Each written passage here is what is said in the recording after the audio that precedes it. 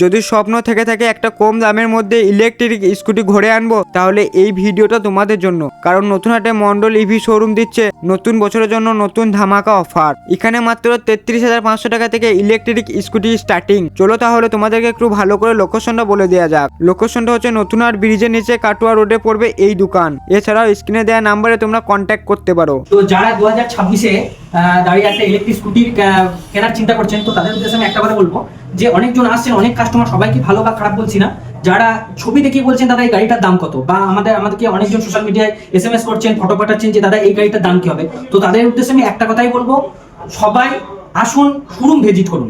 Showroom visit না করলে একটা গাড়ির মেন যে অংশ সেটা হচ্ছে তার ব্যাটারি, যেটা সব থেকে হাইলাইট করা থাকে।